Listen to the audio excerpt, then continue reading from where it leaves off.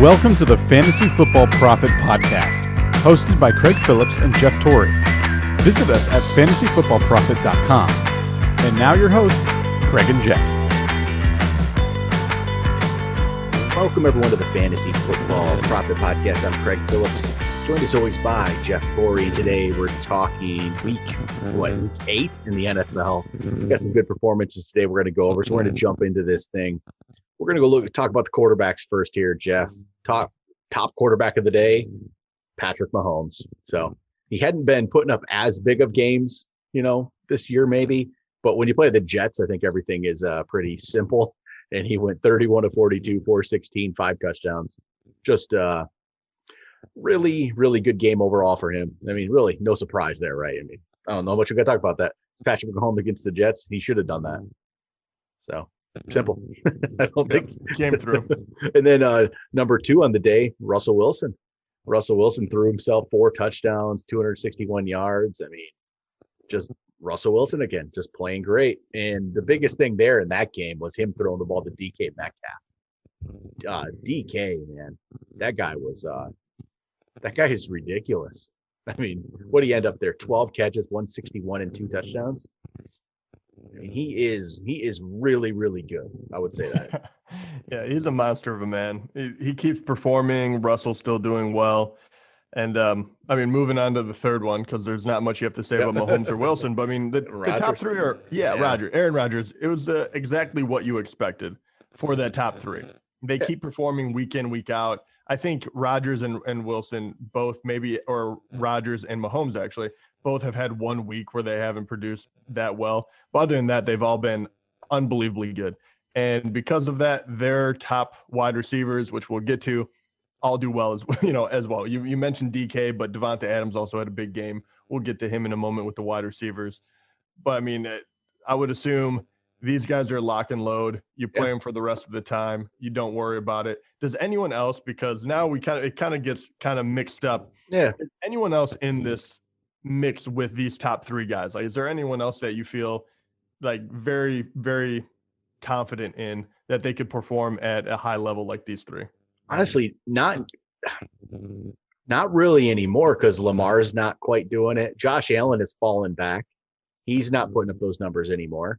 So those 2 are not keeping up there. Drew Brees isn't there anymore. Who is there? I mean, even though it's on bye, you don't think Deshaun Watson's going to be up there, and there's no more Dak. I don't think there is. I think these are the guys right now, feels like, because Lamar, I mean, it was a tougher matchup, obviously. And he did have 1 rushing touchdown called back, which would have made his day a lot better. But he's just not in this conversation right now with especially with Mahomes and Russell Wilson.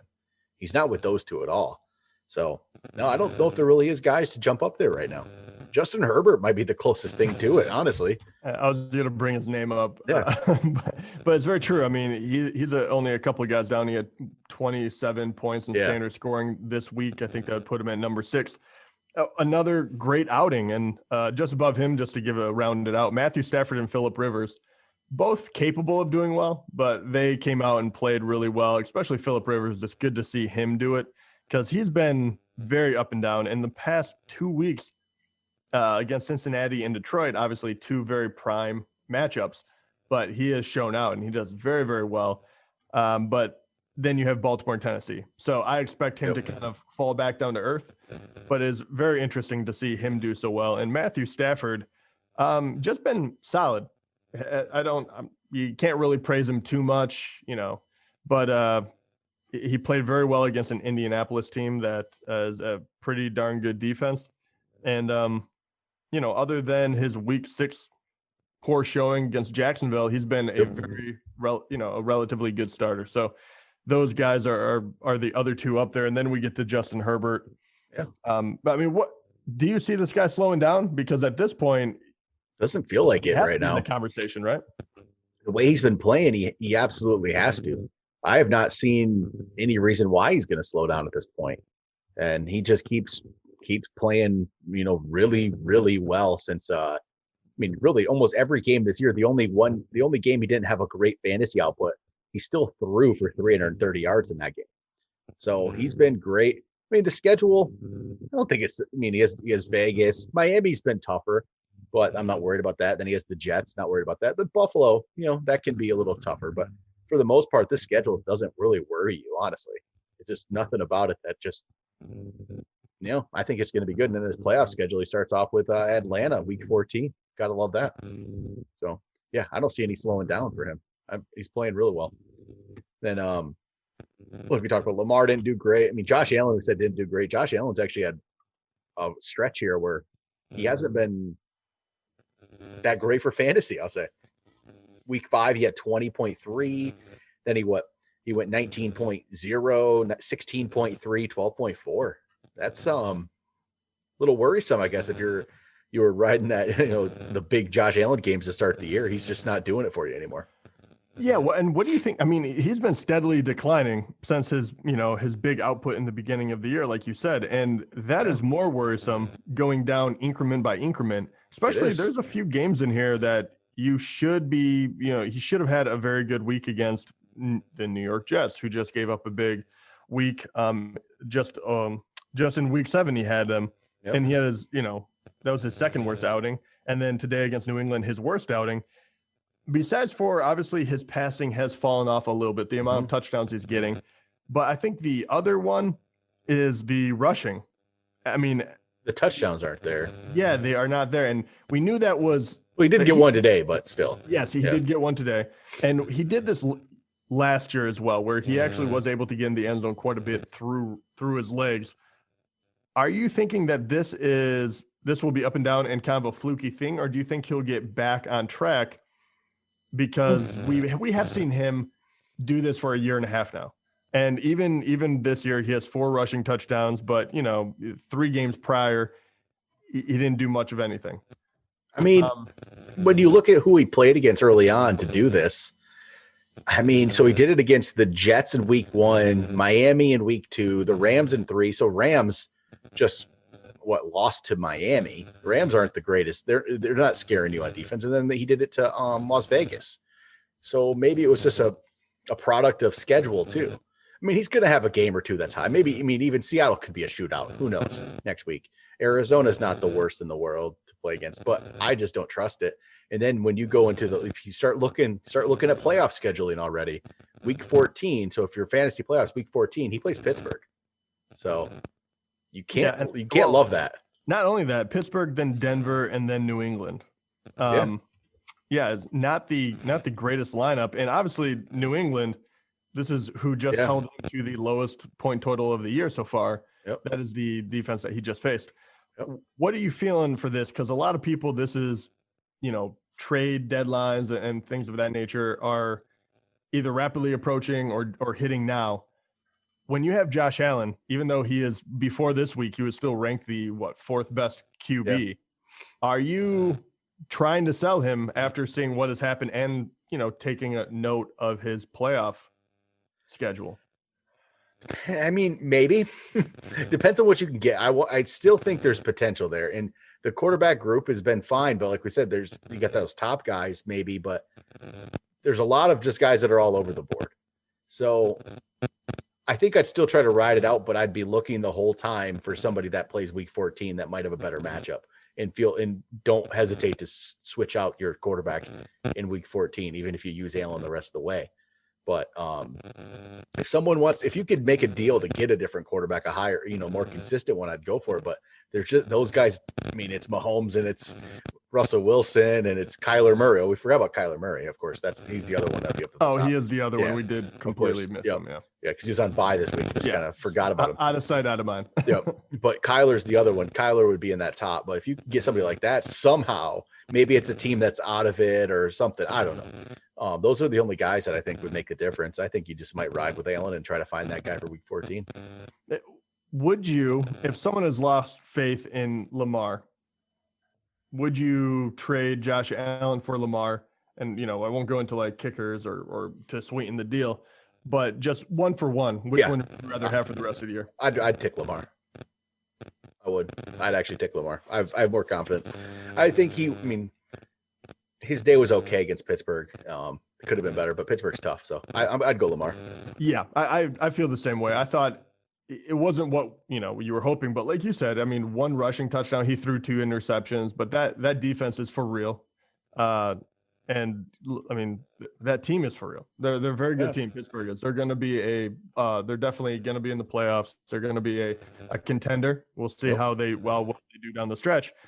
But having said that, I mean, he did throw 2 touchdowns. He had 65 yards rushing. I'm not going to lose sleep over this, but I do have to say, when he hits the playoffs, he has a good schedule, but before that, it doesn't get much easier for a while, right? Because you have Indianapolis, New England, Tennessee, Pittsburgh. Those are the next 4 games. So even though I think he'll be fine, I think he is going to be a very undervalued commodity come the playoffs, because he's just going to look like he's kind of a middling quarterback this year. But you hit the, week 13, all of a sudden you have Dallas, Cleveland, Jacksonville, and New York Giants. I mean, you can't ask for much of a better situation, especially for Baltimore, who is going to be, playoff bound, and they're going to be, trying to gear up for that run, which obviously ended early last year. So I do still I still believe in Lamar, and I think maybe, who knows, maybe people will start losing faith because he hasn't been spectacular, like you said. All right. How about we move over to running backs today? The running back board is going to look a little odd here after you get through one here. So we got Dalvin Cook at 1, who just had an awesome game coming back. 163 on the ground, 63 through the air, 4 touchdowns total, 46.6 in standard, which is a ridiculous day. No worries about Dalvin Cook. So that guy's good. After Dalvin Cook, it's where the board just gets a little weird today. Zach Moss is the second highest scoring in standard scoring today because of his 2 touchdowns, 14 carries, 81 yards. And that was our worry with Zach Moss and the Devin Singletary thing, was the goal line work, right? And because Singletary had 14 carries as well, and he actually turned it into 86 yards, so 5 more yards than Moss did, but Moss is the guy on the goal line. Moss gets the touchdown. So what do? Touchdowns matter in fantasy and in real life, I guess, too. But true. Yeah, I guess Singletary's the outing was fine for him, but Moss got the touchdowns. They were very, very similar. And this was, as a former Singletary backer, it's disappointing. But then I'll go to number 3, Geo Bernard, filling in for Joe Mixon again. Got himself receiving touchdown and a rushing touchdown, so solid 19.8 standard. He's filled in and actually played better in fantasy than Mixon has for the most part, except for Mixon's 1 game. Geo's actually been solid. And then here we go. This is the weird one. The 2 Colts running backs here, neither of them named Jonathan Taylor. Jordan Wilkins, Nyheim Hines. So Wilkins got himself 20 carries for 89 yards, got a touchdown. Hines got the 2 nice receiving touchdowns, made some good moves. Jonathan Taylor had 11 for 22. What is going on there? I mean, they went away from him today after they were over the hot hand of Wilkins. Yeah, I mean, he just didn't get it done today. I don't have too many answers for anyone. It'll be interesting to see how they handle this moving forward. I still believe that he's the most talented back they have, but at the same time, that doesn't really matter if they decide to take this route, which once again, you take it with a grain of salt because they played Detroit, not a great defense. They just didn't need him. They're up big at one point. That is not why they went away from him. He just wasn't doing well. So that wasn't part of the game plan, or wasn't trying to rest him, I don't believe. He just didn't look that good. Jordan Wilkins did look good, but he's had quite a bit of time to prove himself. And he's always looked okay, but nothing crazy. And then Hines, he's just going to be that kind of guy, which every once in a while he's going to have a big game because he is the pass catching back. I mean, how much this does not change the way you play that Colts backfield next week, does it? No, it just drops Taylor in the ranks a bit, but maybe Wilkins goes up a bit, but you're not looking to play Jordan Wilkins. You'd have to be in a really desperate situation to ever want to put Jordan Wilkins in your lineup next week. I just cannot see that continuing. I mean, Taylor, though, when you look at his numbers, he hasn't been spectacular. We keep waiting for him to be better than he is. Hasn't quite happened yet, but he's better than Jordan Wilkins. He just is. This is kind of, I think, a fluky game, just the way it went. I wouldn't. I mean, if I was a Jonathan Taylor owner, I'm not going to feel good about this. And maybe, yeah, there is some worry, but don't become a Jordan Wilkins backer. It's not going to happen. So, same thing with Hines. Hines is going to have a game or two like this, but you never can trust it. You never know when it's going to happen. So, next up was DJ Dallas there from Seattle. And this was just a product of everyone is hurt. Why DJ Dallas had to be the guy there. I mean, so Carson was out, Carlos Hyde was out. I think Travis Homer was even out. So it's all DJ Dallas. It's not like his numbers were great. 18 carries, 41 yards, caught 5 for 17, but he got a rushing touchdown, got a receiving touchdown. Made his day pretty solid. Yeah. If the injuries last, he could be a pickup next week. But we're not going to know. And I think it seemed like everyone was close enough to playing to so I'm not really worried about it. Yeah. I mean, even if it is just Carlos Hyde, right? Because he was doubtful coming into the game. It was a game time decision. So I have to believe that he is going to be there. If not, and he would be the de facto number one then. And then obviously Chris Carson eventually. So yeah, good for him. I mean, the 2 touchdowns are what bolstered it. But at the same time, I think that's just what is going to be. And you see this in a lot of different places, right? It's like if the running back can produce, it didn't work out so well, I guess, for the Vikings. One time we thought it was going to be Madison. But usually if they are going to do well and one running back, the other running backs usually pick up the slack. We've seen it in San Fran. We've seen it in Seattle. Obviously, even with Geo Bernard, we've seen it. So it's good to know that moving forward. But it doesn't change a whole lot of game planning since this might be a one-and-done type of deal for Dallas. Yep. After that, I mean, so some solid games there from Derrick Henry, Alvin Kamara, kind of as expected, nothing crazy. Everyone else, I mean, there's not really that big of not a lot of craziness. Damian Harris had a solid 16 for 102 and a touchdown. Like to see that. Gus Edwards, played solid. J.K. Dobbins played solid. Both actually played well there for Baltimore without Ingram. Dobbins had more yards, but Edwards got the touchdown. But Dobbins looked pretty solid, 15 of 113. I like to see that. He's good. I think he's a good running back. Just needs some opportunity, and yeah, he looked pretty solid there. So after that, Samaje Perine's name. Jeez, I haven't seen that name in a long time. He didn't really do anything, got himself a touchdown, but the guys down the board here that had some disappointing games. Melvin Gordon only got himself 4.7 in standard. Not much going on there. The Chiefs backfield is, Clyde Edwards-Helaire owners are just not loving life. He only had 6 carries.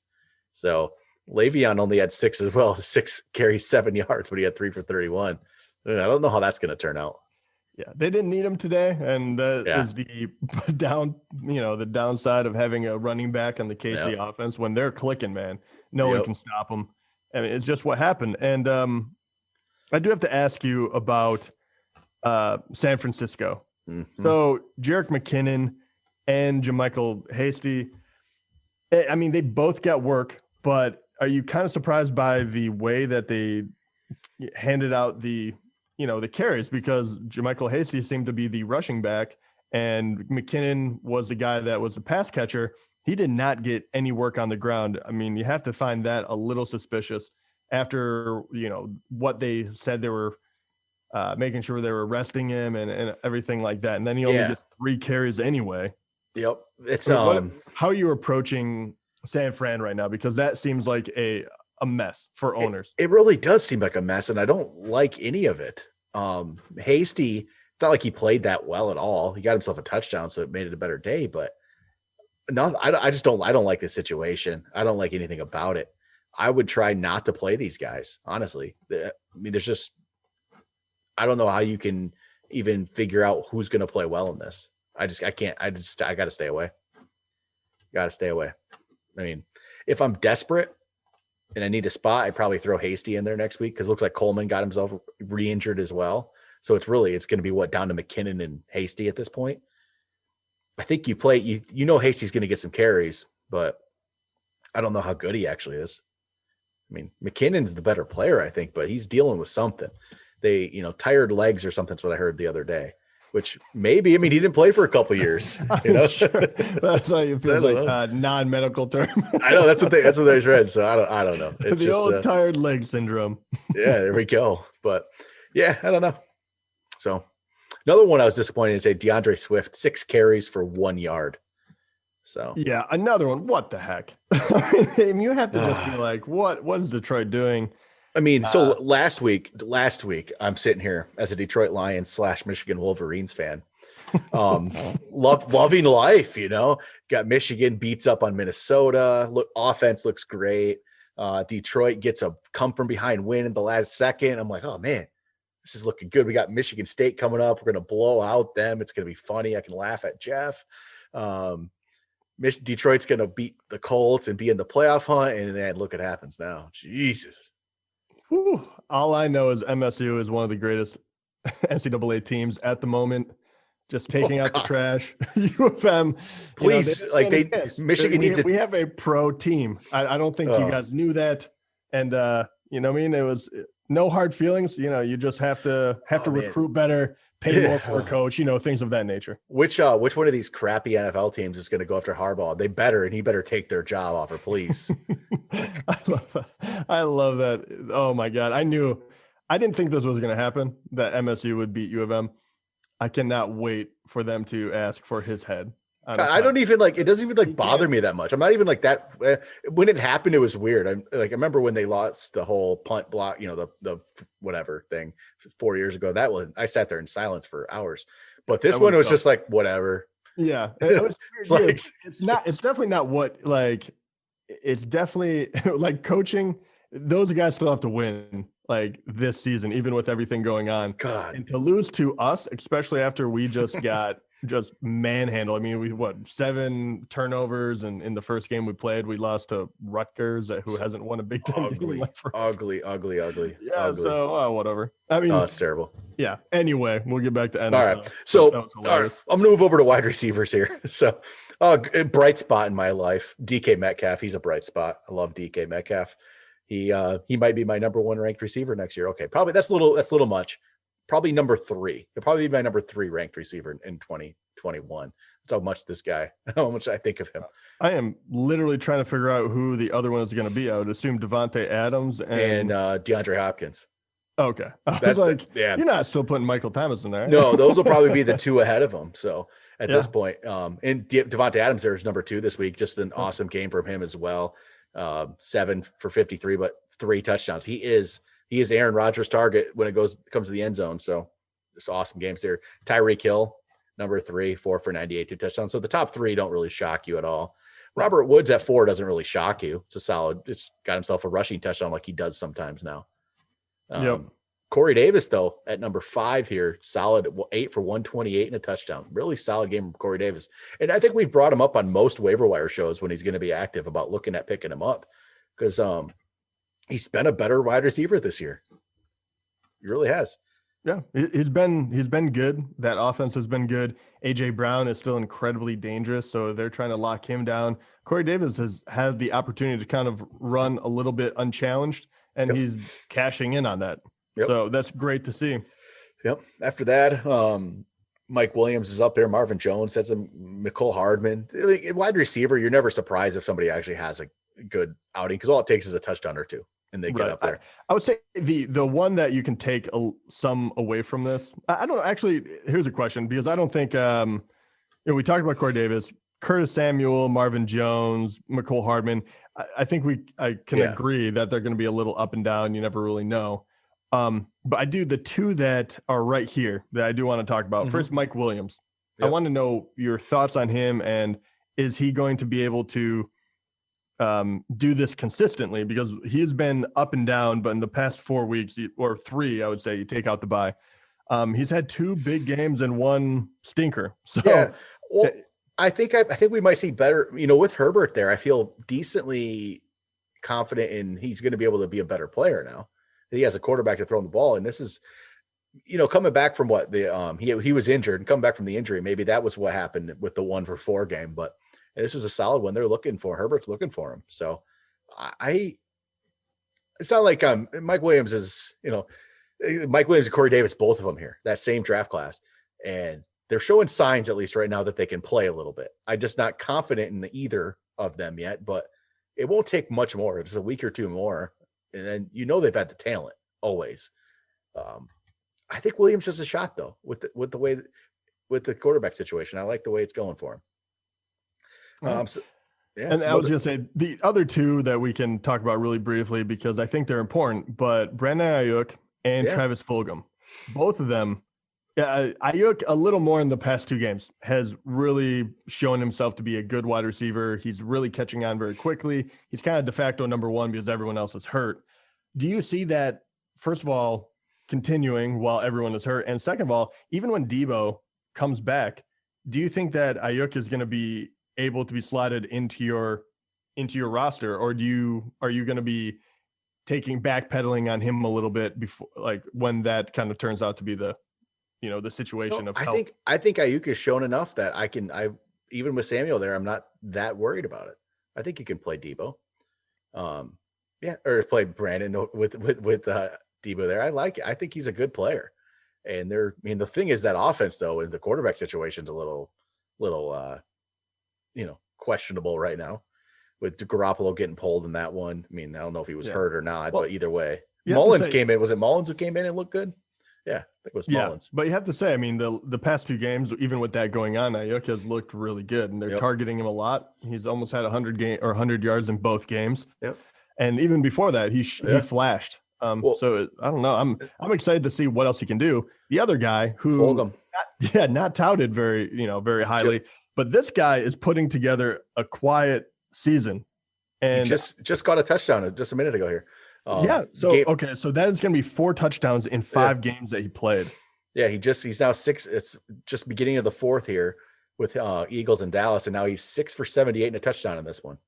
So and look at this too. This is what he's been able to do against a killer lineup as well. So San Fran, Pittsburgh, Baltimore, then New York Giants and Dallas in the last 2, but he went 57 and a touchdown, 152 and a touchdown, 75 and a touchdown, 73 yards, no touchdown that one. And then tonight so far, 78 and a touchdown. He's about to hit a bye.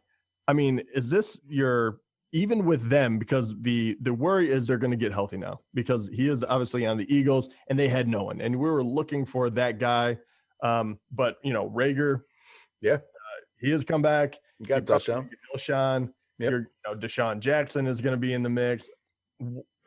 Does this guy, because he's done so well, is he still the go-to guy? Or do you think that because he's not really a name, that, this, like having 4 other guys finally getting healthy, do you think that his opportunity is going to be watered down? It's kind of the same thing as Brandon Ayouk because he's not as big of a name though.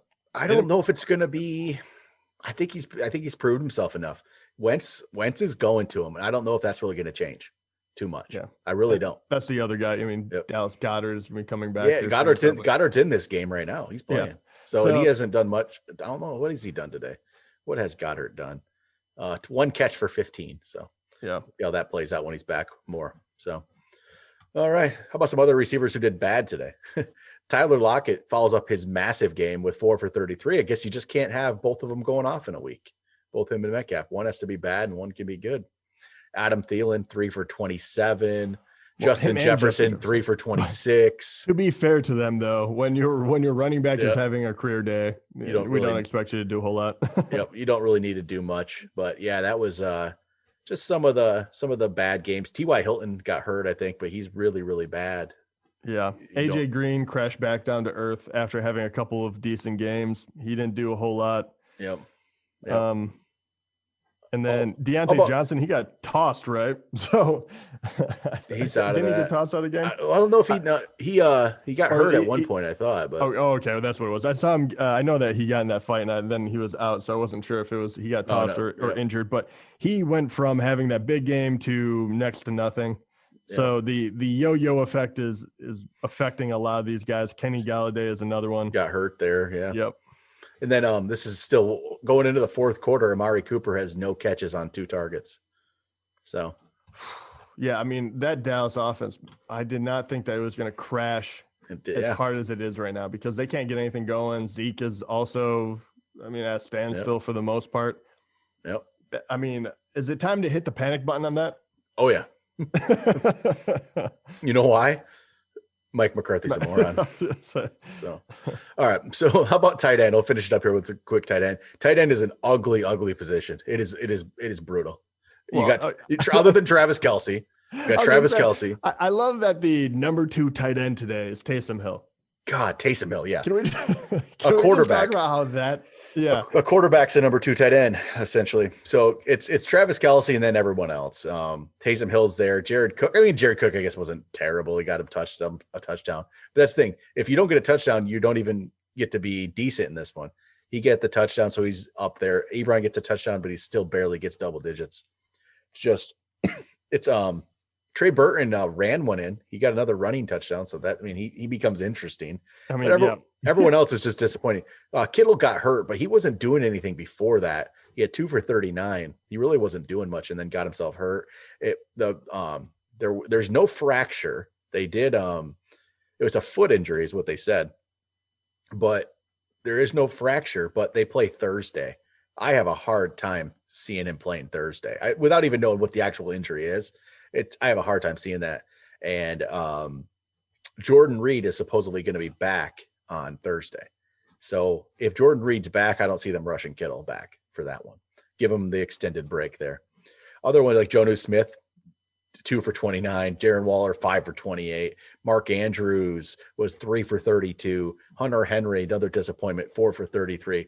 Just all around disappointing. Tyler Higbee, that guy's not good. I wonder who told you that. 2 for 14. So yeah, and Mike Gesicki there. 1 for 8. Just a bad day overall for tight end. So, but yeah, there we go. All right, that's all I got for today, Jeff. So that'll do it. We'll be back tomorrow with some waiver wire pickups. Talk to you guys then.